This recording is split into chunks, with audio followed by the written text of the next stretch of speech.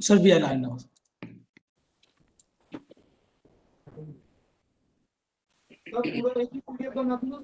सभी बच्चों को नमस्कार, सभी माता पिता को नमस्कार, सभी अध्यापकगण को प्रणाम। आज हम लोग पुनः उपस्थित हुए हैं एक नए विषय पे चर्चा करने के लिए। अगर आप देखिए तो ये हमारा 45वां अधिवेशन है, जो कि एक अच्छा लंबा सा सफर है, हमने तय किया है। और जो 42 सेशन हुए हैं वो अच्छे अच्छे सेशन हुए हैं। तो आज हम थोड़ा सा पृथ्वी के बारे में जानने की कोशिश करेंगे।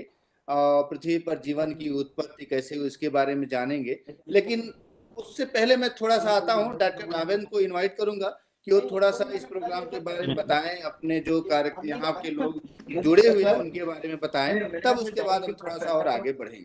डॉक्टर रावेन जी। धन्यवाद शुक्ला सर।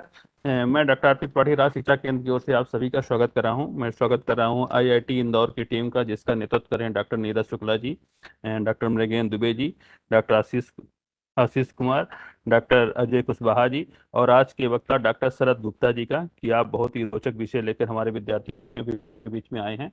साथ में मैं स्वागत कर रहा हूं अपनी डाइट की टीम का, APC academic, BRC, BSc, CSC शिक्षक साथियों एवं विद्यार्थियों का, साथ में उनके अभिभावकों का, कि जो नियमित रूप से हमारे इस कार्यक्रम के साथ में जुड़ते हैं और हमारे इस कार्यक्रम का प्रचार प्रसार करते हैं। मैं अपने फील्ड के अधिकारियों से अनुरोध करूंगा कि आप इस लिंक का अधिक से अधिक प्रचार प्रसार करें। यदि कतिपय कारण से कोई विद्यार्थी लाइव नहीं देख पाते हैं तो आप बाद में भी आईआईटी इंदौर के यूट्यूब चैनल पर जाकर के इस कार्यक्रम को देख सकते हैं, दिखा सकते हैं विद्यार्थियों को। विद्यार्थी जब जुड़ेंगे, देखेंगे, समझेंगे तो निश्चित तौर से लाभान्वित होंगे। मैं आज के वक्तव्य के लिए जो वक्ता हैं उनका पुनः एक बार स्वागत करता हूं, कि चूंकि आप बहुत ही रोचक विषय पृथ्वी और जीवन की उत्पत्ति कैसे हुई है लेकर आए हैं। ये हम सब लोग इससे परिचित हैं, लेकिन इसकी और बारीकियों को जानेंगे। निश्चित ही बहुत ही रोचक विषय है। मैं आगे की कार्रवाई के लिए डॉक्टर शुक्ला सर को आमंत्रित करता हूँ, प्लीज सर। धन्यवाद डॉक्टर रावेन जी। तो जैसा कि हम लोग चर्चा कर रहे थे कि ये हमारा 43वां अधिवेशन है, तो हमने बहुत अच्छे अच्छे लेक्चर भी बीच में सुने। और उसी में एक डॉक्टर शरद गुप्ता जी जो आज हमारे साथ हैं, उनका भी एक अच्छा लेक्चर हुआ था, और जो कि ये पृथ्वी से ही रिलेटेड था ना। उन्होंने बहुत सारे ग्रह के बारे में चर्चा किया था। तो आज उसी को थोड़ा सा आगे बढ़ाते हुए डॉक्टर शरद गुप्ता जी उसको बताएंगे और थोड़ा सा परिचय देंगे। लेकिन पहले भी हमने डॉक्टर शरद गुप्ता जी के बारे में परिचय कराया था कि डॉक्टर शरद गुप्ता जी कैसे यहाँ पे आए, उन्होंने क्या क्या पढ़ाई किया। तो हम उसको फिर से रिपीट करना चाहेंगे। रिपीट करने का पर्पज यही है कि आप फिर से जानें कि डॉक्टर शरद गुप्ता जी ने क्या क्या किया और आज यहाँ पे हैं, हाँ, आपके सामने लेक्चर दे रहे हैं। तो उसके लिए मैं डॉक्टर मृगनयन जी जो हमारे साथी हैं उनको इनवाइट करूंगा कि डॉक्टर शरद गुप्ता जी के बारे में परिचय कराएं और बच्चों को बताएं कि डॉक्टर शरद गुप्ता जी ने क्या क्या किया हुआ है, क्या क्या एजुकेशन क्वालिफिकेशन किया है कि आज लेक्चर दे रहे हैं। डॉक्टर मृगनयन जी। धन्यवाद सर। उम्मीद करता हूँ मेरी स्लाइड सबको दिख रही है। हाँ जी, दिख रही है बिल्कुल अच्छे से। तो मेरे नए वैज्ञानिक मित्रों, उनके अभिभावक एवं शिक्षकगण सभी को यथोचित नमस्कार एवं अभिनंदन। तो आज के वक्ता प्रोफेसर शरद गुप्ता जी हम लोग के साथ उपस्थित हैं। प्रोफेसर गुप्ता जी, आपका हार्दिक स्वागत है इस विज्ञान पर चर्चा कार्यक्रम में। जैसा कि कार्यक्रम का प्रारूप है, हम लोग वक्ता का परिचय कराते आ रहे हैं। प्रोफेसर गुप्ता जी, जैसा कि प्रोफेसर नीरज जी ने बताया, कि प्रोफेसर गुप्ता जी पहले भी अपना विचार व्यक्त कर चुके हैं विज्ञान पर चर्चा कार्यक्रम में। अतः मैं बहुत ही संक्षिप्त परिचय कराना चाहूँगा। कि स्लाइड यहाँ पे दिखाया गया है। प्रोफेसर गुप्ता जी स्नातक की डिग्री भौतिक विज्ञान में आईआईटी रुड़की से प्राप्त किया है। उसके बाद आप शोध कार्य पीएचडी, जिसको बोलते हैं पीएचडी भौतिक विज्ञान में आईआईटी कानपुर से प्राप्त किया। उसके बाद आप अभी प्रेजेंटली जो है एसोसिएट प्रोफेसर आईआईटी इंदौर में काम कार्यरत हैं। आपका रिसर्च इंटरेस्ट है, मीन्स किस विषय पर शोध कार्य आप करते हैं? जैव चिकित्सा अनुप्रयोगों के लिए नई जैव सामग्री की खोज। आपका शोध कार्य भी आज के वक्तव्य के दिशा में ही है। रोग का शीघ्र पता लगाना, विशेष रूप से कैंसर का। देन थेरोनॉटिक्स के लिए पॉलीमेरिक नैनो पार्टिकल्स। सो नैनो लेवल के पार्टिकल्स आप लैब में बनाते हैं, स्पेशली जो है नेचुरल चीज़ों से, जैसे पेड़ पौधे हैं उससे जो है कैसे नैनो पार्टिकल्स को बनाया जाए, उस विधि का जो है डेवलपमेंट करते हैं। मतलब डायग्नोसिस के लिए मैग्नेटिक नैनो पार्टिकल्स, वायरस आदि nano particles, biomedical optics, biomedical application के लिए टिश्यू स्कैफोल्डिंग। थोड़ा सा ये टर्मिनोलॉजी इसकी थोड़ा सा कठिन है, लेकिन आपका जो शोध कार्य मेनली जैव विज्ञान के डायरेक्शन में है, जीव विज्ञान डायरेक्शन में है। इन्होंने अंतर्राष्ट्रीय पत्रिकाओं में 41 लेख और 4 पेटेंट प्रकाशित कर चुके हैं अभी। तो एक बड़ा अचीवमेंट है अपने आप में। इनका शोध जीवन विज्ञान, भौतिक विज्ञान, नैनो प्रौद्योगिकी एवं प्रकाश के बीच का है। सो इसको बोलते हैं अंग्रेजी में इंटरडिसिप्लिनरी वर्क है आपका, जैसे हर फील्ड को लेके आप चलते हैं। बेहतर निदान शिक्षा विज्ञान के लिए जैविक घटनाओं को समझने के लिए भौतिक सिद्धांतों का उपयोग करने में आपकी गहरी रुचि है। आपने ऊतक रोगग्रस्त कोशिकाओं के लक्षण वर्णन के लिए प्रदीप्त मीन्स जिसको अंग्रेजी में फ्लोरोसेंस बोलते हैं, और प्रकाश प्रकीर्णन आधारित तकनीक का प्रयोग किया है। वह चिकित्सा के लिए वैकल्पिक रूप से सक्रिय, बायोकम्पेटेबल तथा बायोडिग्रेडेबल नैनो पार्टिकल्स का उपयोग कर रहे हैं। अब deep tissue imaging and photothermal therapy के लिए NIR सक्रिय जैव नैनोकणों का विकास किया है। ये थोड़ा सा मुझे लगता है कि थोड़ा ज़्यादा टेक्निकल टर्मिनोलॉजी हो जा रहा है, लेकिन ओवरऑल कंक्लूजन यही है कि आपका शोध कार्य नैनो पार्टिकल को लेके कैसे उसको जो है जीव विज्ञान में उपयोग किया जाए, कुछ उस डायरेक्शन में है। ज़्यादा प्रोफेसर गुप्ता जी डिटेल में बताएंगे आज। तो जैसा दिखाया गया है, आप नैनो पार्टिकल इस तरह का दिखता है। नैनो पार्टिकल्स आप सिंथेसिस करते हैं जो है प्लांट से, ग्रीन सिंथेसिस आप नैनो पार्टिकल, हरे पौधों से कैसे जो है नैनो पार्टिकल को बनाया जाए। और मैग्नेटिक होता है, चुंबकीय गुण होता है उस नैनो पार्टिकल में। सो ज़्यादा आपको जानकारी के लिए आप गूगल स्कॉलर लिंक पे जा सकते हैं, इस पे IIT इंदौर की वेबसाइट पे जा सकते हैं। और वक्तव्य के बाद अगर कुछ आपके मन में विचार हो, कुछ प्रश्न हो, कुछ डिस्कस करना चाहते हैं, कुछ समझना चाहते हैं अतिरिक्त रूप से, तो आप ईमेल भी लिख सकते हैं, या इस दिए हुए फ़ोन नंबर पे आप कांटेक्ट भी कर सकते हैं।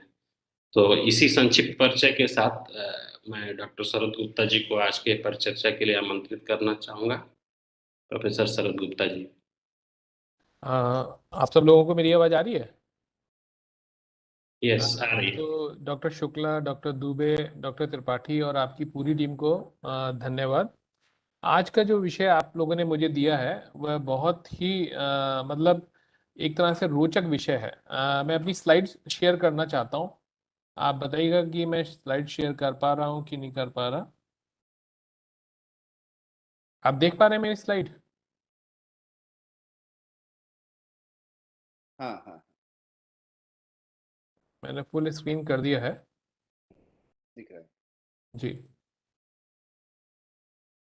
तो मैं इसको थोड़ा सा यहाँ रखता हूँ, तो आप लोगों को मेरी स्लाइड दिख रही होगी लगभग। आप तो आज का जो विषय है वो इस तरह से बहुत रोचक है कि जब मैं अब इसकी शुरुआत, ये विषय मैंने क्यों लिया आपसे आज की वार्ता को आगे बढ़ाने के लिए, वो इसलिए क्योंकि जब मैं एक छोटा बच्चा था और इस लेक्चर को ज़्यादातर स्कूल जाने वाले बच्चे सुनते हैं और उनके अध्यापक गण या अध्यापिका सुनते हैं, और ये एक तरह से हमारा एक प्रयास है कि हम जो विज्ञान समझते हैं और उसको कितने सरल और सुंदर तरीके से हम अपने विद्यार्थियों के सामने प्रस्तुत कर पाते हैं, ये उस दिशा में एक कदम है भारत सरकार की तरफ से उठाया गया और हम सब उसमें अपना सहयोग कर रहे हैं। तो जब मैं आप लोगों की उम्र का था, जब स्कूल में मैं पढ़ता था, तो मुझे बहुत ज़्यादा मतलब क्यूरियोसिटी थी। मतलब मेरे मन में बहुत भांति भांति के प्रश्न आते थे कि मैं अपने पिताजी से पूछता था, अपनी माताजी से पूछता था कि पृथ्वी पर भाई जीवन की उत्पत्ति कैसे हो गई है। अब जब मैं शायद 7वीं 8वीं में आया तो मैंने पहली बार डार्विन का नाम सुना था। तो डार्विन ने एक थ्योरी दी थी, थ्योरी ऑफ इवोल्यूशन। और वो मुझे समझ में आई नहीं, theory of evolution. So theory of evolution जब मुझे समझ में नहीं आई, तो मैंने क्या किया कि अपने पिताजी से कुछ प्रश्न पूछना चालू किया, लेकिन मेरे परिवार में कोई ज़्यादा पढ़ा लिखा है नहीं और किसी को विज्ञान के बारे में ज़्यादा आइडिया नहीं था।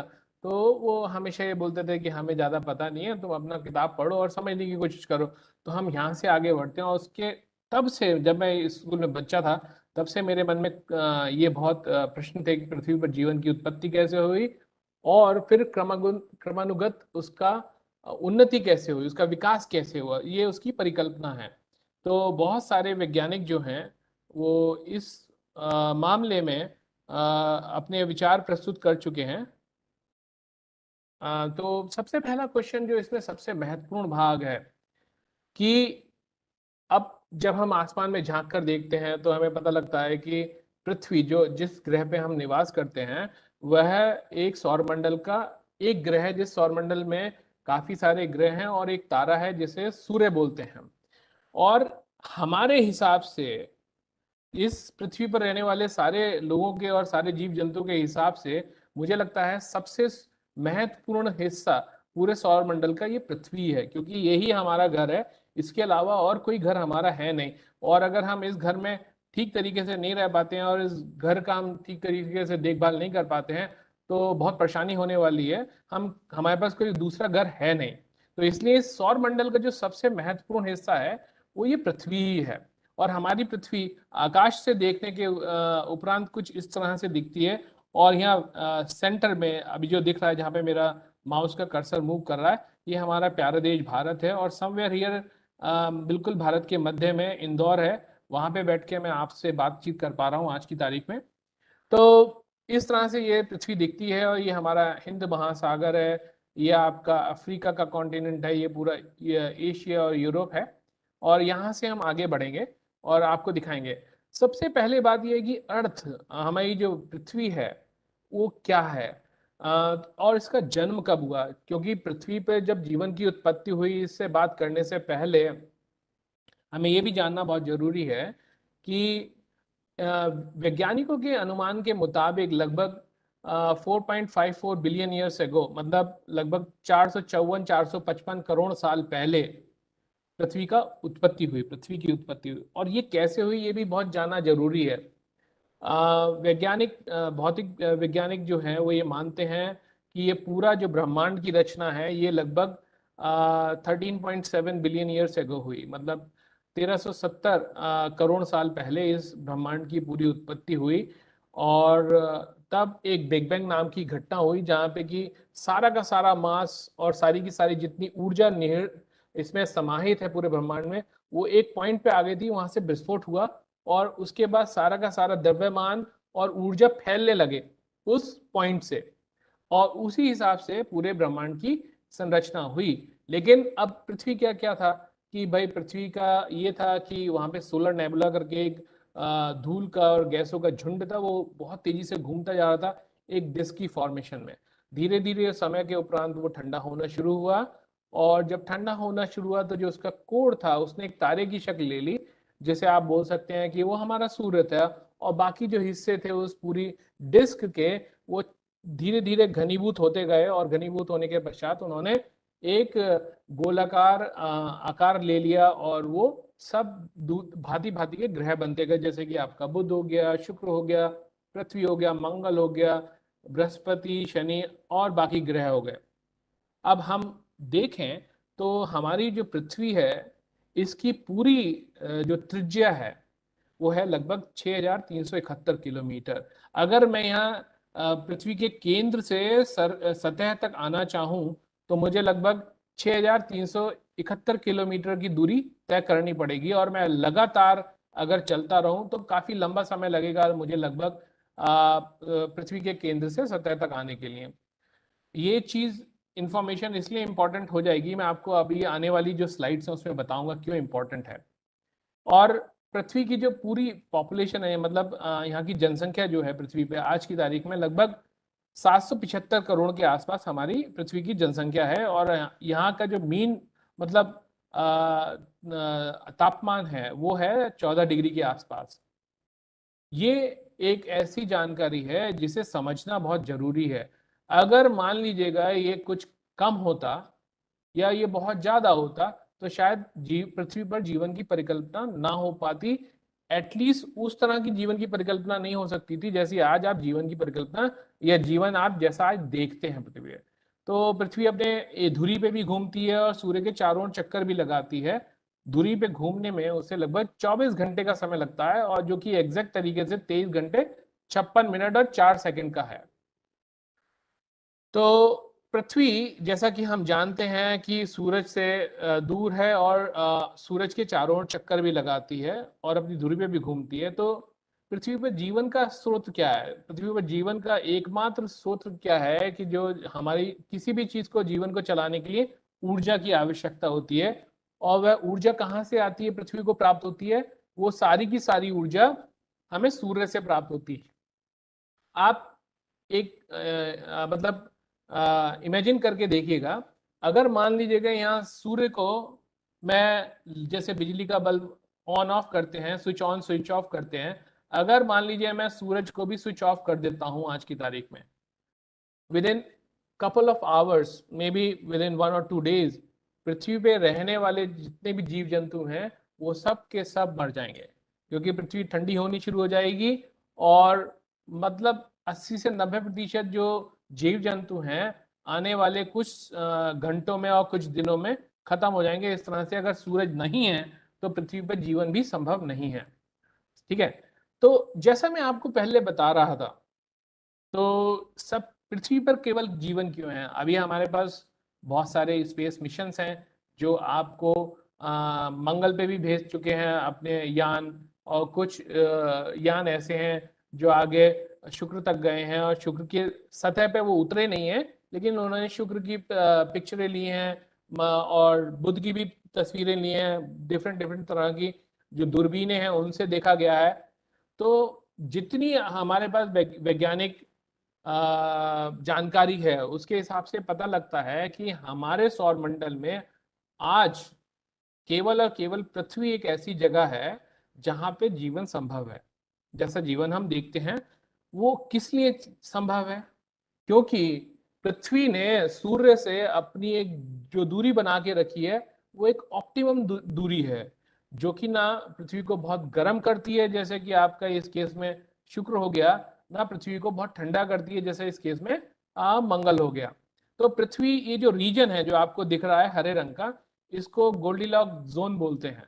तो इस जोन में पृथ्वी रहने की वजह से पृथ्वी का तापमान ना तो बहुत ज्यादा है ना बहुत कम है, तो पृथ्वी पर जीवन की परिकल्पना हो पाई, मतलब जीवन पे पृथ्वी पर जीवन की संभावना उत्पन्न हो पाई। अगर मान लीजिए यही हम शुक्र की जगह पे होते या बुध की जगह पर होते तो वहाँ इतनी गर्मी है, वहाँ जीवन की संभावना लगभग नगण्य है।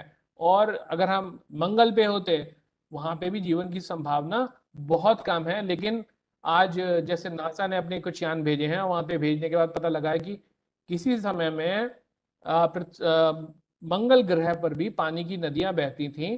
और वहां पे अभी एक रीसेंट जो जानकारी सामने आई है, जो मार्स रोवर ने एक पिक्चर भेजी है, तो वहां शैवाल के रूप का एक स्ट्रक्चर पाया है मार्स रोवर ने। और जो ये बताता है कि हो सकता है आज से करोड़ों साल पहले लगभग यहाँ पे मंगल पर भी पानी की नदियां बहती हों और वहां पे शायद जीवन हो। लेकिन अब वो जीवन क्यों नहीं रहा इसके बारे में कोई जानता नहीं है। हो सकता है कि आज से कई सौ करोड़ साल पहले सूरज की तापमान ज़्यादा हो तो शायद हमारा मंगल ग्रह जो है वो गोल्डीलॉक्स जोन में पड़ता हो और पृथ्वी शायद गोल्डीलॉक्स जोन में ना पड़ती हो। तो इस तरह की कुछ चीज़ें हो सकती हैं। लेकिन सबसे इम्पोर्टेंट चीज़ ये जानने वाली है कि जैसी आप पृथ्वी आप देखते हैं, जैसी आपने पृथ्वी यहाँ देखी है, पृथ्वी क्या हमेशा से ऐसी थी? उत्तर है नहीं, पृथ्वी हमेशा से ऐसी नहीं थी। जब पृथ्वी का जन्म हुआ तो पृथ्वी आग का धधकता हुआ पिंड थी और वो पिंड लगभग 450 साल के समय में धीरे धीरे धीरे धीरे ठंडा हुआ। तो ऊपर की जो सतह है वहां पे आप देखिएगा ठंडा होने की वजह से वहां पे जमीन भी बन गई। वहाँ पे पानी के भी स्रोत, महासागर आ गए हैं, वहाँ पे पेड़ पौधे आ गए हैं, वहाँ पे भांति भांति के जीव जंतु आ गए हैं। लेकिन आप अगर ये पिक्चर देखें, ये जो तस्वीर देख रहे हैं आप, तो यहाँ आपको पता लगेगा कि पृथ्वी को अगर हम बीच में से काट दें, एकदम आधा काट दें, तो हमें पृथ्वी के इस तरह से 4 लेयर्स मिलेंगे, पृथ्वी की 4 परतें मिलेंगी। एक तो आपका हो गया इनर कोर, ये जिसका तापमान लगभग 5,500 डिग्री सेल्सियस है, और उसके बाद में आता है आपका आउटर कोर, उसका तापमान भी लगभग 4.5 से 5,500 डिग्री सेंटीग्रेड के आसपास है। ऊपर वाली जो सतह है यहाँ पे थोड़ा कम है, और जो कोर से, इनर कोर से जुड़ा हुआ हिस्सा है इस आउटर कोर का, वहाँ पे लगभग 5,500 डिग्री सेल्सियस के आसपास तापमान है। उसके बाद आपका मेंटल रीजन है यहाँ पे, मेंटल। तो मेंटल में भी क्या है कि जो तापमान 1,000 डिग्री सेल्सियस से लेके 3,700 डिग्री सेल्सियस के बीच में रहता है। और उसके बाद आपकी जो ये कोर है, कोर भी आपको लगता है कि हम सतह पे रह रहे हैं तो केवल यहाँ का तापमान है, लेकिन ये कोर जो है, क्रस्ट जिसे बोलते हैं, वो भी काफी गहरी है, कई सौ किलोमीटर उसकी गहराई है। तो उसमें आप जब गहराई पे जाते आते हैं तो टेम्परेचर लगभग 200 से 400 डिग्री तक भी पहुंच पाता है। और अगर जब पृथ्वी बनी थी तो लगभग हम इस स्थिति में थे, तब पृथ्वी का तापमान लगभग 5,000 डिग्री सेल्सियस के आसपास था। तो जो कोर है वो इतनी गर्म थी, मतलब जो उसकी क्रस्ट थी, जो सरफेस थी, पृथ्वी की जो सतह थी, वो उतनी गर्म थी जितनी आज कोर है। ये लगभग 450 करोड़ साल पहले की बात है। तो पृथ्वी प्रारंभ में जब इसका जन्म हुआ तो कुछ ऐसी दिखती होगी। ये मतलब कल्पना से बनाया गया चित्र है, जिसमें कि आग का धधकता हुआ पिंड दिख रही है पृथ्वी, और लगभग 455 करोड़ साल बाद पृथ्वी आज ऐसी दिखती है। जो पहले कभी लाल एकदम अंगारे के जैसे चमकती हुई दिखती होगी, वो आज ऐसे दिखती है, शांत, बिल्कुल पानी भरा हुआ है महासागरों में, कई सारे महासागर हैं, और बहुत सारे लाइफ फॉर्म्स इसमें पृथ्वी में हैं। और इस तरह से बहुत अच्छे सुंदर रूप में पृथ्वी आ चुकी है, जहाँ पे जीवन बहुत है। तो हम पृथ्वी का इतिहास जानने की एक कोशिश करते हैं। तो जैसा कि मैंने आपको बताया कि पृथ्वी की उम्र जो है वो लगभग 450 करोड़ साल है, 4.5 बिलियन ऑलमोस्ट। इसमें लगभग 50 लाख साल का इधर उधर हेर फेर हो सकता है। मतलब मोटे तौर पे हम ये बोल सकते हैं कि पृथ्वी की उम्र लगभग 4.5 बिलियन ईयर्स है। अब आप क्या समझते हैं, पृथ्वी पर लगभग 3.8 बिलियन ईयर्स एगो प्रोकैरियोट, पहला लाइफ फॉर्म जो है, जो सिंगल सेल बैक्टीरिया है, उसका जन्म हुआ। ओके, जब पृथ्वी बनी थी, आपको ये समझना पड़ेगा। तो पृथ्वी पे आज हम सब लोगों का जीवन किस कारण से संभव है? हम सब लोगों का जीवन और वो केवल ऑक्सीजन की वजह से संभव है। जितने भी जीव जंतु हैं पृथ्वी पर, हम सब क्या करते हैं, हम ऑक्सीजन लेते हैं सांस के द्वारा, और कार्बन डाइऑक्साइड हम निकालते हैं। तो जब पृथ्वी बनी थी उस वक्त कार्बन, मतलब पृथ्वी पर ऑक्सीजन लगभग शून्य थी, लगभग शून्य थी, या थी ही नहीं पृथ्वी पर ऑक्सीजन। तो उस समय जो भी जीव जंतु थे, लगभग 260 करोड़ साल पहले, वो ऐसे जीव जंतु रहे होंगे उसके पहले कि जो जीवित तो थे, लेकिन उनके जीवन के लिए ऑक्सीजन की संभावना या ऑक्सीजन की कोई जरूरत थी नहीं। ओके, तो लगभग आज से 260 करोड़ साल पहले ऐसा कुछ हुआ पृथ्वी की सतह पे कि जिससे कि यहाँ धीरे धीरे धीरे धीरे ऑक्सीजन पैदा होनी शुरू हुई। और आप सबको पता है कि पृथ्वी मतलब ऑक्सीजन की पैदाइश कैसे होती है। जो पेड़ पौधे होते हैं, ये कार्बन डाइऑक्साइड लेते हैं, और प्रकाश संश्लेषण जब करते हैं, जो उसके बाद कार्बन डाइऑक्साइड लेने के बाद ऑक्सीजन को वो एमिट करते हैं। यानी कि एक तरह से कह सकते हैं कि जब पेड़ पौधे सांस लेते हैं तो वो कार्बन डाइऑक्साइड को अंदर ग्रहण करते हैं और ऑक्सीजन को निकालते हैं। लेकिन जीव जंतु जैसे हम लोग हैं, हम क्या करते हैं, ऑक्सीजन को लेते हैं और कार्बन डाइऑक्साइड को बाहर निकालते हैं। तो एक तरह से कह सकते हैं कि पेड़ पौधों में और हम में एक बैलेंस बना हुआ है। हाँ, जितने जरूरी हमारे जीवन के लिए पेड़ पौधे हैं, उसी तरह से पेड़ पौधों के जीवन के लिए भी जानवर या जीव जंतु जरूरी हैं। क्योंकि जो इन्हें CO2 चाहिए वो हम लोग देते हैं, और जो हमें ऑक्सीजन चाहिए वो पेड़ पौधे हमें देते हैं। इसलिए पेड़ पौधे बहुत बहुत ज़्यादा इंपॉर्टेंट है। तो लगभग 220 करोड़ साल पहले यहाँ पे सिंगल सेल बैक्टीरिया पैदा हुआ पृथ्वी पर, और लगभग 150 करोड़ साल पहले पहला मल्टी सेल्यूलर ऑर्गेनिज्म बना। मल्टी सेल्यूलर का मतलब है कि जैसे आप बैक्टीरिया लेते हैं वो सिंगल सेल, उसमें केवल एक सेल होता है, और वो एक सेल से अपने आप को मल्टीप्लाई करते जाता है, हमेशा दूसरा दूसरा प्रोजेनी, मतलब उसके जो बच्चे हैं वो एक तरह से बोल सकते हैं उसकी जो आने वाली संतानें हैं वो पैदा होती रहती हैं। लेकिन जैसे आपका पेड़ हो गया, कोई भी जीव जंतु हो गया, गाय भैंस घोड़ा आदमी, और ये सब जो है मल्टी सेल्यूलर ऑर्गेनिज्म है। और हमारे यहाँ तो वी आर वेरी कॉम्प्लेक्स और काइंड ऑफ ऑर्गेनिज्म। तो लगभग 60 करोड़ साल पहले जो है इतने जितने भी जीव जंतु हैं उनमें उनका डाइवर्सिफिकेशन शुरू हुआ। मतलब जीवन शुरू हुआ था सिंगल सेल से, वो हुआ था लगभग 380 करोड़ साल पहले। और लगभग 60 करोड़ साल पहले यहाँ पे क्या हुआ, उस जीवन में एक तरह से डाइवर्सिफिकेशन होना शुरू हुआ। और अगर आप ये ग्राफ देख पा रहे हैं तो यहाँ पे देखेंगे तो ह्यूमन का इतिहास, मतलब मनुष्यों का इतिहास इस पृथ्वी की उम्र के हिसाब से बहुत छोटा सा है, बहुत छोटा सा। और लेकिन हमने इतने छोटे से समय में लगभग पूरी पृथ्वी पे कब्जा कर लिया है, और पूरी पृथ्वी पे इतनी बुरी तरह से कब्जा किया है कि हमने बाकी और जो जीव जंतु हैं उनको जीवित रहने के लिए बहुत सारी कठिनाइयां खड़ी कर दी हैं उनके जीवन के लिए। तो अगर आप देखो तो मतलब 450 करोड़ साल या 455 करोड़ साल में मतलब मनुष्यों का इतिहास बहुत छोटा है, बहुत छोटा। तो हमें ये सोचते समझने की जरूरत है कि हमारा इतिहास जो कि इतना छोटा है, उतना होने के बावजूद भी हम लोगों ने पृथ्वी को पूरा तरह से डोमिनेट करके रखा हुआ है। तो पृथ्वी के इतिहास में एक चीज और समझने वाली है, लगभग 50 करोड़ साल पहले जो जमीन पे उगने वाले पेड़ पौधे हैं उनकी उत्पत्ति हुई। अब एक प्रश्न ये आता है कि पृथ्वी पर मनुष्यों का इतिहास कितना पुराना है। पृथ्वी पर मनुष्यों का इतिहास लगभग जो एक मोटे तौर पे अनुमान लगाया जाता है वो है 3 लाख से लेकर 9 लाख साल पहले। मतलब इतने समय के बीच में मतलब ऐसे जीव जंतु थे जो जिनका एवोल्यूशन हो रहा था, और जो बंदर से आदमी बनने की राह पर थे।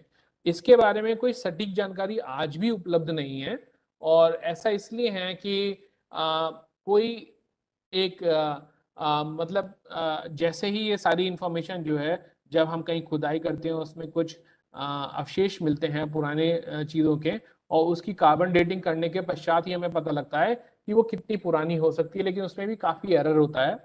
इसीलिए एग्जैक्टली अभी भी क्या है कि जो इंफॉर्मेशन है वो पूरी तरह से संपूर्ण नहीं है। तो लगभग 60 बिलियन साल पहले व्हाट हैपेंड इज, एक वहाँ पे बहुत बड़ी सुनामी आई। देन जो स्तनपायी जीव जंतु हैं वो उनका वहां से ग्रोथ होना शुरू हुआ। लगभग ऐसा है, लगभग 6 करोड़ साल पहले की बात है ये। Some of them developed the ability to climb the trees and walking. मतलब उनमें से कुछ जीव जंतु ऐसे थे जब वो जमीन पे आए पानी से निकल के, और उन्होंने जमीन पे चलना शुरू किया। जब वहाँ पेड़ पौधे थे तो पेड़ पौधों पे भी चढ़ना उन्होंने शुरू किया। इसके बारे में मैं थोड़ा सा विस्तार से बताऊंगा।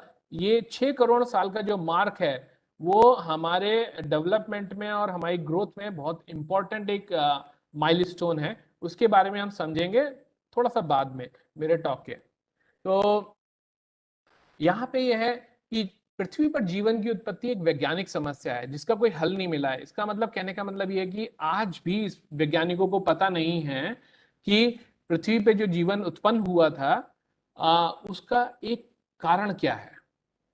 किसी को पता नहीं है कि, और उसके लिए बहुत सारी परिकल्पनाएं हैं। कुछ परिकल्पनाएं इस तरह से हैं कि भाई पृथ्वी पे शायद जो जीवन है वो भगवान ने पैदा किया था।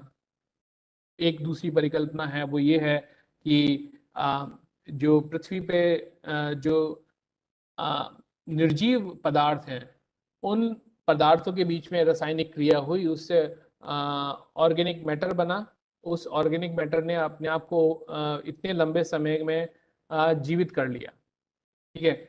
और एक ऐसी परिकल्पना भी है कि जब पृथ्वी शुरुआती दिनों में जब थी तो वहां पे बहुत सारे उल्का पिंड गिरते रहते थे। तो ये बोलते हैं कि पृथ्वी पे जो जीवन आया है वो किसी एक उल्का पिंड के साथ आया है। उसमें आज भी कोई मतलब समन्वय वाली बात नहीं है, और आज भी किसी भी वैज्ञानिक को पता नहीं है कि पृथ्वी पर जीवन की उत्पत्ति कैसे हुई। तो जो एक परिकल्पना है वो कि पृथ्वी पर जीवन आया था एक मीटरोइड के साथ, जब मीटरोइड अंदर आया था तो वहां से इवोल्यूशन तो हो सकता है, लेकिन वो जो परिकल्पना है वो बताती नहीं है कि पृथ्वी पर जीवन की उत्पत्ति कैसे हुई है। तो जैसा कि है कि सारे के सारे वैज्ञानिक विश्वास करते हैं कि जो पृथ्वी पर जीवन है वो एक सिंगल सेल से उत्पन्न हुआ है। हम सब लोग जितने भी जीव जंतु हैं, इवन पेड़ पौधे जितने भी हैं, वो सब एक सिंगल प्रिमिटिव लाइफ जो थी उससे हम उभर के आगे आए हैं। बट हमें ये नहीं पता हम उस सिंगल सेल से इस कॉम्प्लेक्स ऑर्गेनिज्म, जैसे मैं आपसे बात कर रहा हूँ, मैं देख भी रहा हूँ, आपसे बोल भी रहा हूँ, और मैं पढ़ भी रहा हूँ अपनी स्क्रीन पे जो लिखा हुआ है, तो हमें ये नहीं पता कि हम इतना कॉम्प्लेक्स, इतना जो विचित्र फॉर्म में हम कैसे ग्रो किए, इसके बारे में भी किसी को नहीं पता। अगर कोई बच्चा आगे इस प्रश्न का उत्तर देता है तो हो सकता है उसे भविष्य में नोबेल प्राइज की भी प्राप्ति हो जाए। तो दूसरी चीज ये है कि वैज्ञानिकों को ये भी नहीं पता कि जेनेटिक्स पहले आया था या मेटाबॉलिज्म पहले आई थी। और अब तक का सबसे बड़ा क्वेश्चन ये है, how did a cell develop, मतलब एक सेल जो है वो कैसे एग्जिस्टेंस में आया। आप सब लोग सिंगल सेल की बात करते हैं, और सिंगल सेल की जब हम बात करते हैं तो हम ये तो सब लोग लगभग एक मत है कि हम सबकी उत्पत्ति जो हुई है वो एक सिंगल सेल से हुई है। लेकिन उससे पहले एक फंडामेंटल क्वेश्चन आता है, मूलभूत प्रश्न आता है कि भाई वो सेल कैसे आया, वो सेल की रचना कैसे हुई। तो हमें ये समझने के लिए जरूरी है, जैसा कि हमें पता है कि पृथ्वी पर जीवन के लिए सबसे इंपॉर्टेंट चीज क्या है, सबसे महत्वपूर्ण चीज क्या है, एक तो सूर्य की रोशनी है, और दूसरा है पानी, और तीसरा है ऑक्सीजन। ये तीन चीजें बहुत जरूरी हैं। ठीक है। अब पूछने वाली बात यह है कि पृथ्वी पर पानी कैसा आया। जैसे कि हमें पता है कि water is essential for origin of life, मतलब जीवन की परिकल्पना के लिए पानी सबसे इंपॉर्टेंट है। जब हम कोई मतलब स्पेस क्राफ्ट भेजते हैं मंगल पर, हम कोई स्पेस क्राफ्ट भेजते हैं चंद्रमा पर, तो सबसे इंपॉर्टेंट हिस्सा जो होता है उस मिशन का ये होता है कि वह वहां जाके ढूंढे कि भाई पानी है, ये पानी कभी था वहां पे। वो इसलिए हम ढूंढने की कोशिश करते हैं, अगर मान लो भविष्य में हमें कभी पृथ्वी छोड़ के किसी और ग्रह पे जाना पड़े तो वहां पे हमें सरवाइव करने के लिए पानी की सबसे ज्यादा जरूरत होगी। और अगर किसी ग्रह पे पानी नहीं है तो हम वहां पे सरवाइव नहीं कर सकते। और जब पृथ्वी का जन्म हुआ था तब वहां पर बिल्कुल भी पानी नहीं था। तो लगभग 50 करोड़ साल होने के बाद, 500 मिलियन ईयर्स के बाद जब पृथ्वी का जन्म हुआ, तब पृथ्वी एक ऐसे हिस्से से गुजर रही थी, मतलब ऐसा वैज्ञानिकों का विश्वास है कि जहां पे पृथ्वी के ऊपर बहुत सारी उल्का पिंडों का बरसात होती रही, और ये बरसात कई करोड़ों साल तक चली। और जो उल्का पिंड थे जो दूर दूर से आ रहे थे वो अपने साथ बर्फ लेके आए। ठीक है। और ये उल्का पिंड लगातार गिर रहे थे पृथ्वी पे, और उस उल्का पिंड की बारिश के बदौलत आज हम पृथ्वी पे समुद्र देखते हैं। ठीक है। तो ये जो उल्का पिंड थे अपने साथ पानी भी लाए और बहुत सारे दूसरे एलिमेंट भी लेके आए जो आज पृथ्वी पर पाए जाते हैं। जैसे कि आपका हो गया लोहा, हो गया आपका निकल, हो गया सोना, हो गया चांदी, हो गया, बहुत सारे ऐसे एलिमेंट्स हैं जो शायद जब पृथ्वी बनी थी तब नहीं थे, लेकिन जो उल्का पिंडों की बारिश हुई शुरुआती दिनों में पृथ्वी पर, उससे पृथ्वी पर उनकी आज प्राप्ति हो पाती है। तो समझने वाली बात एक ये भी है, जैसे मैंने आपको पिछली किसी स्लाइड में बताया था कि पृथ्वी के शुरुआती दिनों में वहां पे ऑक्सीजन भी नहीं था। अब हमें ये समझना पड़ेगा पृथ्वी पर जीवन की उत्पत्ति के लिए कि फिर भाई ऑक्सीजन कैसे आया, हम उसको समझेंगे। जब पृथ्वी प्रारंभिक वातावरण जो था, जब मैंने दिखाया जब वो लगभग आग का गोला था, तो वहाँ का जो जो वातावरण था वो बहुत रिड्यूसिंग था। उसकी जो नेचर थी वो ऐसा था कि बहुत रिड्यूसिंग था नेचर में। और वहाँ पे ये इस तरह की गैसों की बहुत बहुतायत थी। मीथेन हो गया, आपका अमोनिया हो गया, वहाँ पानी था, क्योंकि जो पानी लेके आया गया था वो उल्का पिंड लेके आए थे, लेकिन यहाँ का तापमान इतना ज्यादा था, पानी एकदम खौलता हुआ रहता था और भाप बनती रहती थी, आसमान में जाता था फिर नीचे आ जाता था। उसके बाद हाइड्रोजन सल्फाइड था, कार्बन डाइऑक्साइड था और कार्बन मोनोऑक्साइड भी था और कुछ फॉस्फेट्स भी थे। लेकिन उन शुरुआती दिनों में ना तो मॉलिक्यूलर ऑक्सीजन थी ना ओजोन थी। ये दोनों ही मॉलिक्यूल्स जो हैं बहुत बहुत ज्यादा इंपॉर्टेंट है। मैं बताऊंगा आपको आने वाली स्लाइड्स में क्यों ये बहुत ज्यादा इंपॉर्टेंट है। तो समझने वाली बात ये है, आप देखो तो उस समय आप देखोगे कि जब पृथ्वी अपने शुरुआती दिनों में थी ना तो वहाँ ऑक्सीजन थी ना ओजोन थी। और सबसे इंपॉर्टेंट चीज क्या है जब हम बायोलॉजी के बारे में बात करते हैं या हम एनिमल लाइफ के बारे में बात करते हैं, तो वहां पर सबसे इंपॉर्टेंट जो जो भी कोई एनिमल लाइफ है वो 4 मैक्रोमोलिक्यूल से मिलके बनी है। ओके, वो 4 मैक्रोमोलिक्यूल जो सबसे इंपॉर्टेंट हैं, जो किसी भी एनिमल लाइफ को या प्लांट लाइफ को बनाते हैं, वो एनिमल लाइफ की बात करेंगे अभी हम। तो एनिमल लाइफ को जो बनाते हैं उनमें 4 मैक्रोमोलिक्यूल जो है वो सबसे महत्वपूर्ण अपना रोल प्ले करते हैं। और उसमें है proteins, carbohydrates, lipids and nucleic acids. अब इसकी केमिकल संरचना में हम नहीं जाएंगे, हम इसकी रासायनिक संरचना में नहीं जाएंगे, लेकिन हमें एक बात समझनी पड़ेगी कि ये जो भी मैक्रोमोलिक्यूल्स मैंने 4 आपको बताए, जो बड़े आकार के अणु हैं, ये अणु जैसे प्रोटीन हो गए, कार्बोहाइड्रेट हो गया और लिपिड हो गया और न्यूक्लिक एसिड हो गया, ये जो 6 फंडामेंटल एलिमेंट्स हैं उनसे मिलके बने होते हैं। लगभग 99% जो है वो carbon, hydrogen, oxygen, nitrogen, phosphorus और सल्फर से मिलके बना होता है। बाकी बचा हुआ लगभग 1.5 से 2% हिस्सा जो है किसी भी लाइफ फॉर्म का, उसमें बहुत छोटी मात्रा में कैल्शियम हो गया, आयरन हो गया, कुछ और अलग अलग तरह के एलिमेंट्स होते हैं। लेकिन लगभग लगभग लगभग मोटे तौर पे हम ये कह सकते हैं 99% जो होते हैं सारे मैक्रोमोलिक्यूल्स, वो इन 6 एलिमेंट से मिलकर लगभग बने होते हैं 99% तक। अब सबसे महत्वपूर्ण और मूलभूत प्रश्न ये उत्पन्न होता है कि भाई आप जब पृथ्वी के शुरुआती दिनों में थे, वहां तो ना प्रोटीन था, ना कार्बोहाइड्रेट था, ना वहां पे जो है लिपिड थे, ना वहां पे न्यूक्लिक एसिड थे, तो भाई कैसे जीवन उत्पन्न हुआ होगा? तो यहाँ पे abiotic synthesis of organic molecule, ये जितने भी हैं इनमें से कोई भी ऑर्गेनिक मॉलिक्यूल है नहीं। ठीक है, तो अब ये जो मॉलिक्यूल्स थे 5 6 7 जो गैसें थी, इनसे ही पूरी जीवन की संभावना उत्पन्न हुई। हमें ये समझना पड़ेगा कैसे। जो भी बायोमॉलिक्यूल्स होते हैं उनमें क्या होता है कि हमें ये पता है कि जब प्रारंभिक स्थिति में हमारी पृथ्वी थी, वहां पर कोई शुद्ध ऑक्सीजन नहीं था और जो वातावरण था वो बहुत चयापचयी था, उसकी जो नेचर थी वो हाईली रिड्यूसिंग थी। एंड उस समय कोई ओजोन भी नहीं था। ओजोन इसलिए इम्पॉर्टेंट है आज की तारीख में, अगर आप सोचो आज हमारी पृथ्वी पर हम ओजोन ओजोन की लेयर हटा दें, तो ओजोन की लेयर हटाने के बाद क्या होगा? जो सूर्य से आने वाली पराबैंगनी किरणें हैं, जिसको हम अल्ट्रावायलेट रेज बोलते हैं, वो आएंगी और सारी वनस्पतियां, सारे जीव जंतुओं को जला के ऑलमोस्ट राख ही कर देंगी, क्योंकि उनमें बहुत ज्यादा ऊर्जा होती है। और आप उससे बचना चाहें तो आपको कुछ कुछ अपने बॉडी को कवर करना पड़ेगा। तो क्या होता है, ओजोन लेयर जो है उस पराबैंगनी किरणों को सोख लेती है। तो ये कब हुआ? लगभग 2.2 बिलियन ईयर्स अगो ऑक्सीजन का निर्माण प्रारंभ हुआ पृथ्वी पे। और देखते ही देखते कुछ करोड़ सालों के अंदर अंदर पृथ्वी में लगभग 8 से 10% ऑक्सीजन आ गई थी।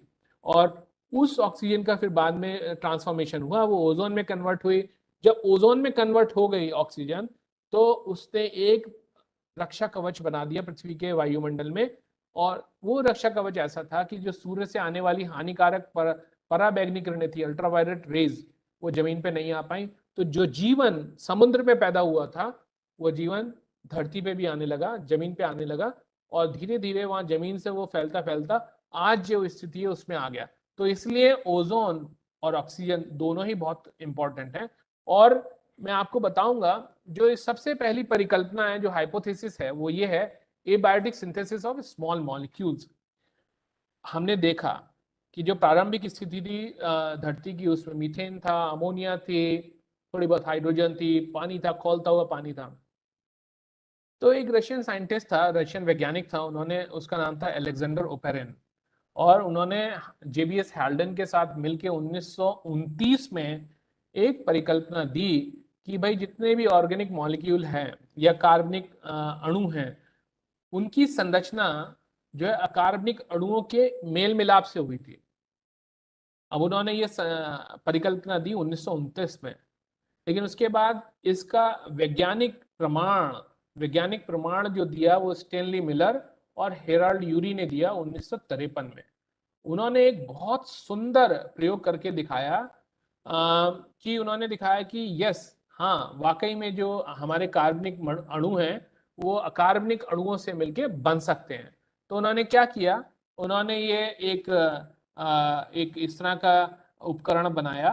तो यहाँ पे इस उपकरण में उन्होंने फ्लास्क में लगभग आधा लीटर पानी लिया और इसको लगातार उबालते रहे और इसको कनेक्ट कर दिया इस हिस्से से। इस चेम्बर में उन्होंने क्या किया, उन्होंने मीथेन, अमोनिया और हाइड्रोजन गैस को भर दिया और उसके बाद यहाँ से उन्होंने एक इलेक्ट्रोड लगा दिए और इलेक्ट्रोड लगाने के बाद यहाँ पे एक कूलिंग चेम्बर लगा दिया। और उन्होंने करा क्या कि जब ये वाटर वेपर, जब भाप जब यहाँ से चलकर इस चेम्बर में पहुँचती थी जहाँ मेरा ये माउस कर्सर मूव कर रहा है, तब वो इलेक्ट्रिक स्पार्क उत्पन्न करते थे। वहाँ इलेक्ट्रिक स्पार्क उत्पन्न करने के पश्चात क्या हुआ, उन्हें अमीनो एसिड्स के फुटप्रिंट दिखे, मतलब पदचिन्ह दिखे। और अमीनो एसिड क्यों इंपॉर्टेंट है? अमीनो एसिड इसलिए इंपॉर्टेंट है क्योंकि जो हमारा एक अणु है जिसे हम प्रोटीन बोलते हैं, जो लगभग हमारे शरीर में होने वाली लगभग सारी गतिविधियों को कंट्रोल करता है, वो उसका केमिकल फार्मूला यहाँ हमने दिखाया हुआ है। तो इसके सेंटर में कार्बन का परमाणु होता है जो कि नाइट्रोजन के परमाणु से जुड़ा है, एक तरफ हाइड्रोजन के परमाणु से जुड़ा हुआ है, एक तरफ कार्बन के ही परमाणु से जुड़ा हुआ है, दूसरा ये भी कार्बन ही होता है। और इस तरह से मैं आपको बहुत सरल भाषा में समझाने की कोशिश कर रहा हूँ। तो इस प्रयोग में उन्होंने देखा कि इन्होंने पानी, मीथेन, अमोनिया और हाइड्रोजन गैस को जब इलेक्ट्रिक स्पार्क के समय में इनकी रासायनिक क्रिया देखी तो उन्हें जो है अमीनो एसिड्स मिले। अमीनो एसिड्स एक तरह से ऐसा है कि अगर आप दीवार बनाते हैं तो दीवार बनाने के लिए आपको किसकी आवश्यकता होती है? दीवार बनाने के लिए आपको ईंटों की आवश्यकता होती है। जब आप बहुत सारी ईंटों को साथ साथ जोड़ते हैं एक दूसरे के ऊपर एक और साथ के साथ आगे, तब दीवार का निर्माण होता है। इसी तरह से जब प्रोटीन है उसकी जो इकाई है वो है अमीनो एसिड। अगर अमीनो एसिड नहीं होगा तो प्रोटीन भी नहीं बन सकता। ऐसे करके हमारे जीवन को चलाने के लिए लगभग 20 अमीनो एसिड चाहिए होते हैं, जो 20 अमीनो एसिड आपस में जोड़ के मतलब कोवेलेंट बॉन्ड बना के विभिन्न लंबाई के प्रोटीन मॉलिक्यूल्स बनाती है। तो ये एक्सपेरिमेंट जो प्रयोग उन्होंने किया था, ये किया था 1953 में। और 1953 में ये प्रयोग करने के पश्चात और ये सारा कुछ जो समझ में आया, उन्हें पता लगा ये जो उनका इंस्ट्रूमेंट है ये भी अभी उनके साइंस म्यूजियम, अमेरिका में साइंस म्यूजियम में रखा हुआ है। और अभी रिसेंट जो एक इस पूरे सैंपल जो अभी भी सील बंद था उसको खोल के वैज्ञानिकों ने जब उसका एनालिसिस किया तो उन्हें 11 की जगह पे लगभग 18 या 20 अमीनो एसिड मिले। तो कहने का मतलब है कि यह एक ऐसा प्रयोग था जिसने पूरे विश्व को बताया कि अकार्बनिक मॉलिक्यूल्स से या अकार्बनिक अणुओं से हम कार्बनिक अणु बना सकते हैं। ये कार्बनिक अणु जो है एक यूनिट है लाइफ को बनाने के लिए।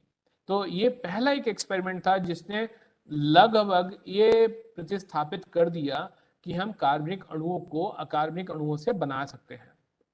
उसके बाद सबसे महत्वपूर्ण क्वेश्चन दूसरा ये हो जाता है कि आपने भाई अमीनो एसिड तो बना लिया, लेकिन जो प्रोटीन है वो तो एक अमीनो एसिड से नहीं मिलके बना हुआ है, बहुत सारे अमीनो एसिड्स की एक चेन है तब प्रोटीन बनता है।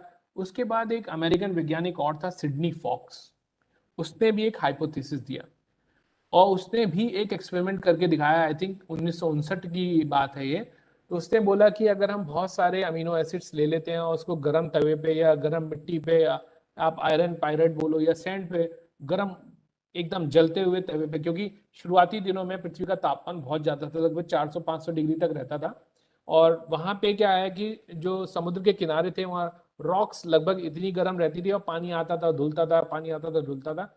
तो उसने करके दिखाया, अगर उसने कॉकटेल लिया अमीनो एसिड्स का और उसने गर्म आयरन पायराइड पे टपका दिया उसको, और उसके बाद में आके देखा तो उसने प्रोटीन के जैसा एक पूरा का पूरा बड़ा अणु उसको प्राप्त हुआ।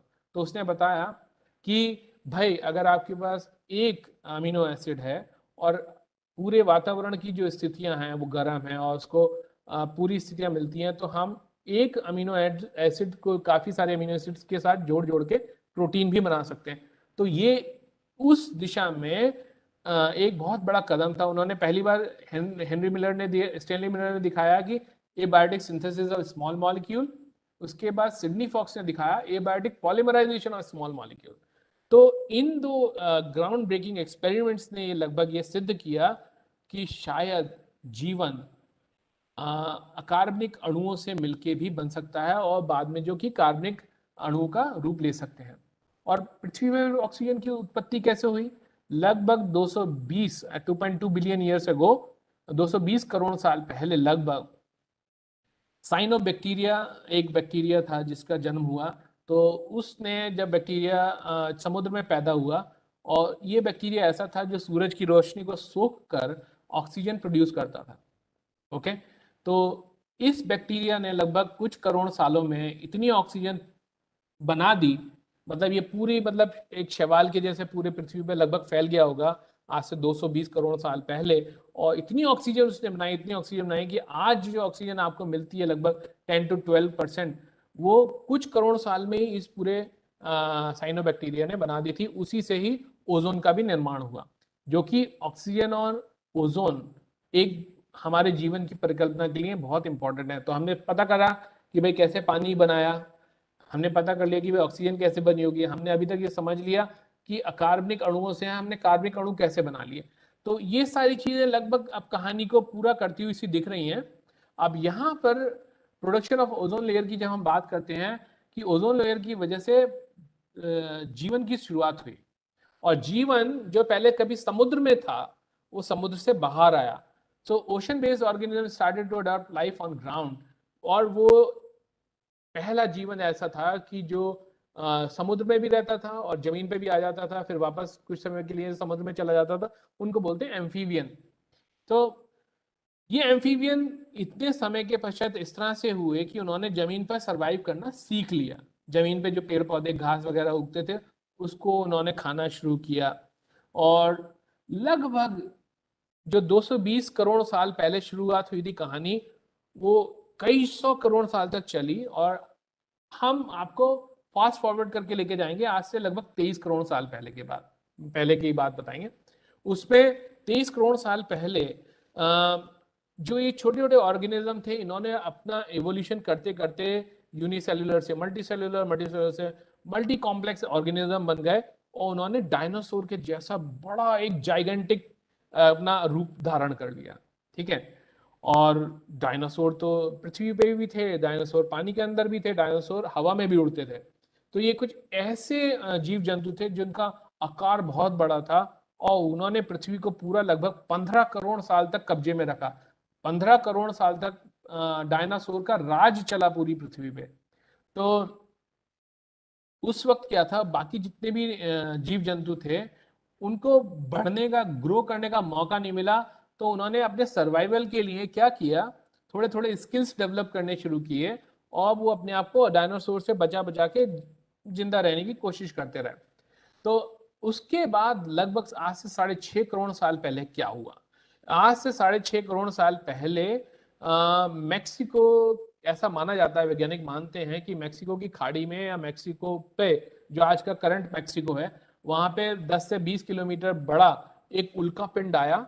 और उस उल्का पिंड ने क्या किया, पृथ्वी में बहुत जोरदार टक्कर मारी। वो जोरदार टक्कर ऐसी थी कि बहुत थोड़े समय के लिए पृथ्वी का तापमान काफी बढ़ गया, क्योंकि जब दो तेजी से मूव करते हुए पिंड के बीच में जब टक्कर होती है तो उसमें ऊष्मा का भी उद्भाव होता है। तो उस थोड़े समय के लिए टेम्परेचर बढ़ गया और समुद्र में सुनामी आ गई, अर्थक्वेक आ गए, मतलब, और उसके बाद अर्थक्वेक आने की वजह से जो ज्वालामुखी थे वो भी फूट पड़े। तो उस पूरी चक्कर में क्या हुआ कि पूरी की पूरी पृथ्वी पे एक धूल की चादर सी बन गई, और वो धूल की चादर ऐसी हुई कि थोड़े समय के लिए तो उसने एकदम ओवन के जैसा काम किया, टेम्परेचर बढ़ा दिया, और उसके बाद सूरज की रोशनी नहीं आ पा रही थी कई महीनों तक। तो क्या हुआ, सडन टेम्परेचर बढ़ने से जितने लगभग 70 से 80% जो उस समय के जीव जंतु थे सब मारे गए, सब मारे गए। और केवल वो जीव जंतु जो अपनी जान बचाते हुए घूमते थे डायनासोर से दब छुप के, वो जो है बचे लगभग, और जिनका वजन और शरीर की क्षमता जो है बहुत थोड़ी थी, लगभग 25 से 30-35 किलो के आकार के जितने जीव जंतु थे वो बचे। तो ये इस एक इवेंट ने जो 15 करोड़ साल का जो डायनासोर का राज था, इतने बड़े बड़े जीव जंतु जैसे आप देख रहे हैं डायनासोर, उनको एक झटके में खत्म कर दिया। अब 6.5 करोड़ साल पहले फिर जो मैमल्स थे, स्तनपायी थे, उनका राज इस पृथ्वी पर चलना शुरू हुआ। तो जो remaining mammals started moving towards the different parts of the earth to develop skills to survive in tougher times. जो बच्चे कुचे 20 से 10-15% जो भी जीव जंतु थे, उन्होंने पृथ्वी पर फैलना चालू कर दिया। और कुछ उनमें से एक ऐसे मैमल्स थे जिन्होंने एक ऐसी स्किल डेवलप की कि वो पेड़ पे भी चढ़ पाते थे बाद में, जब पेड़ आने लगे, और पेड़ पे चढ़ के वो जो खतरनाक जीव जंतु थे उनसे बच के रहने लगे। और जब वो खतरनाक जीव जंतुओं से बच के रहने लगे तो लगभग 9-10 लाख साल पहले इस तरह का वानर रूपी कोई एक जीव जंतु था, जो मतलब कुछ लाख सालों में इस स्थिति से झुक के जो चलता था, थोड़ा थोड़ा पेड़ पौधे पे रहता था, पेड़ों पे चढ़ के रहता था, वो एकदम स्ट्रेट हो गया, खड़ा हो गया और वॉक करके चलने लगा। और जो ये जो जंतु है, इसको हम आज की तारीख में मनुष्य के जैसे समझने की कोशिश करते हैं, मनुष्य हम बोलते हैं इस जीव को। तो ये जो यात्रा है इस बंदर जैसे दिखने वाले प्राणी से और इस मनुष्य जैसे दिखने वाले प्राणी के बीच में, ये कई लाख साल की एक यात्रा है। लेकिन अगर आप पृथ्वी की आयु देखें तो पृथ्वी की आयु है लगभग 4.5 करोड़ साल, और हम मनुष्य की बात करें तो ये केवल कुछ 3 से 9 लाख या 10 लाख साल पुरानी पूरी हिस्ट्री है मनुष्य की। और हमने पिछले 100-150 सालों में जितना विकास किया है उतना तो हम 3 लाख साल में नहीं कर पाए थे। तो समझने की बात यह है कि पृथ्वी की जीवन आयु जो है वो है लगभग अब तक 450 करोड़ साल, और हमने पिछले 3 लाख साल, उसके बाद अभी पिछले 100 सालों में इतना विकास किया है कि हम मार्स पर भी पहुंच जा रहे हैं, हम चंद्रमा पर भी पहुंच जा रहे हैं, हम हर जगह जा रहे हैं। तो बेसिकली ये सब जो डेवलपमेंट है, इवोल्यूशन जो है, ये बहुत तेजी से हुआ। और इवोल्यूशन एक ऐसी स्थिति है जिसको समझना बड़ा मुश्किल काम है, लेकिन हम इसको समराइज ऐसे कर सकते हैं। ये एक स्केल जो दिया हुआ है, आप देखेंगे लगभग 650 मिलियन ईयर्स से लेके आज तक इतने सारे विभिन्न प्रकार के जीव जंतु पैदा हुए, और जीवन की उत्पत्ति हुई लगभग समुद्र में। उसके बाद ऐसे हुए जो उभयचर थे, जो जल में भी रहते थे और पृथ्वी पे भी रहते थे, दोनों तरफ विचरण करते रहते थे। फिर उसके बाद हवा में उड़ने वाले जीव जंतु हुए, उसके बाद फाइनली ह्यूमंस की उत्पत्ति हुई। तो अगर हम इवोल्यूशन को या पृथ्वी पे जो जीवन है उसको हम भारत के परिप्रेक्ष्य में देखें, तो भारत में जो विज्ञान की जो पढ़ाई होती थी या विज्ञान को जो पढ़ाया जाता था, वो काफ़ी हद तक कहानियों के रूप में भी पढ़ाया जाता था। और अगर हम दशावतार की बात करें तो भगवान विष्णु का जो प्रथम अवतार था वो था मत्स्य अवतार। और मत्स्य अवतार मीन्स मछली। वो मछली कहाँ रहती थी? जल में ही रहती थी, और अगर आप जल से बाहर निकालोगे तो मर जाएगी। ठीक है। उसके बाद जो भगवान विष्णु का जो अवतार हुआ दूसरा, वो कूर्मा अवतार मीन्स कछुआ, कच्छप अवतार। कछुए के साथ क्या प्रॉपर्टी है? कछुआ पानी में भी रहता है और पृथ्वी पे भी आ जाता है, पानी में रह जाता है, यानी कि उभयचर है।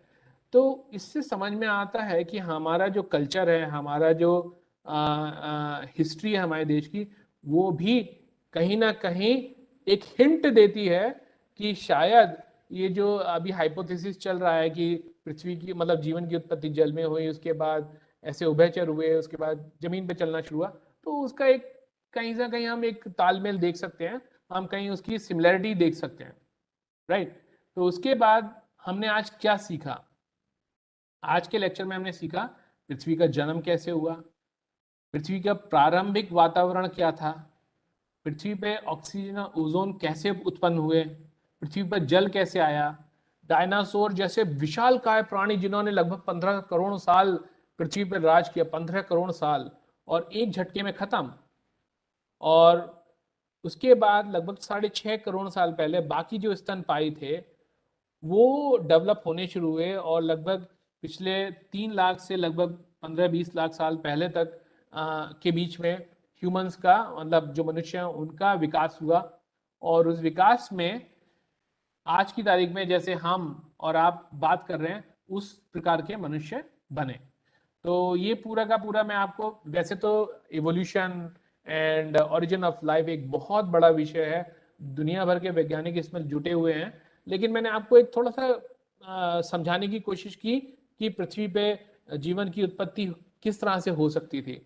तो उसमें जो 3 हाइपोथेसिस मेन थे कि अकार्बनिक अणुओं से कार्बनिक अणु बने, या आपका जो है पृथ्वी पे जीवन बाहर से आया, या भाई भगवान ने जीवन को पैदा कर दिया। तो अब ये आपकी समझ बूझ के ऊपर निर्धारित करता है कि आप इसको किस तरह से लेते हैं, लेकिन ये आज भी वेरी बिग अनप्लेइंग फील्ड है, और इसके बीच में अगर आप कोई भी स्टैनले मिलर एंड यूरी जैसा एक्सपेरिमेंट करते हैं आपको नोबेल प्राइज भी मिल सकता है। तो इस क्वेश्चन को आप पूछते रहें, सोचते रहें कि भाई पृथ्वी पर जीवन की उत्पत्ति कैसे हुई। अगर आप प्रमाण दिखा सकते हैं, आप कोई प्रयोग करके दिखा सकते हैं, आपको नोबेल प्राइज मिलना लगभग तय है। तो आज के ये मेरे टॉक के लिए मैं एक्नॉलेज करना चाहूँगा एक भारत श्रेष्ठ भारत आईआईटी इंदौर की टीम को, आईआईटी इंदौर एंड राज्य शिक्षा केंद्र एमपी गवर्नमेंट का, मेरा department BSB IIT Indore, Sophia, Rohan and Kanishk, ये 3 बच्चे हैं जो मुझसे क्वेश्चन पूछते थे कि ये कैसे होता है। तो ये जो मेरा जो टॉक है मैंने इनके पूछे हुए प्रश्नों पे आधारित करके बनाया है। मेरी आशा है कि आपको ये शायद टॉक पसंद आया होगा। इसके साथ में अपने टॉक का समापन करता हूँ। बहुत बहुत धन्यवाद। आप लोग क्वेश्चन पूछ सकते हैं अगर कोई है तो।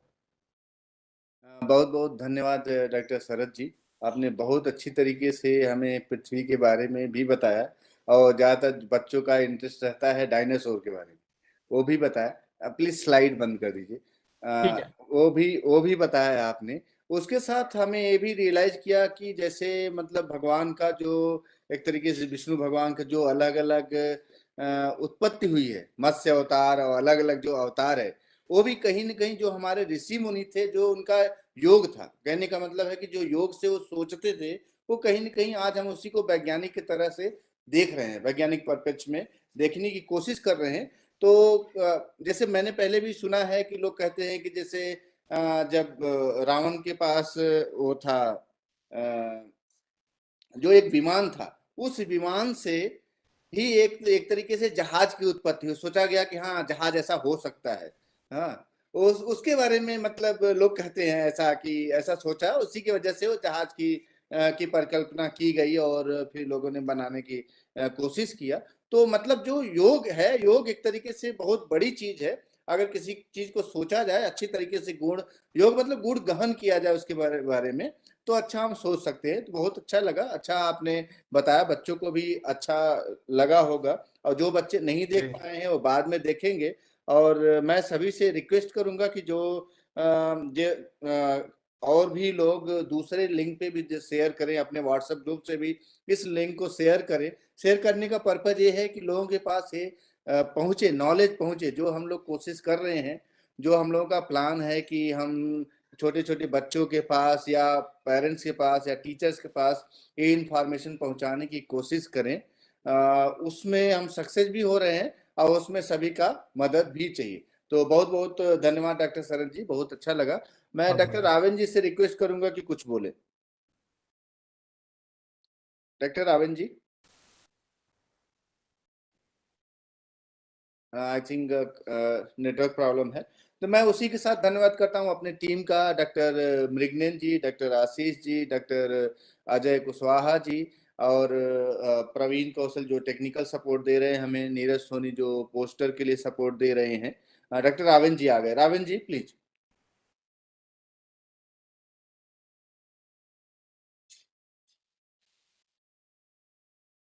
राविन जी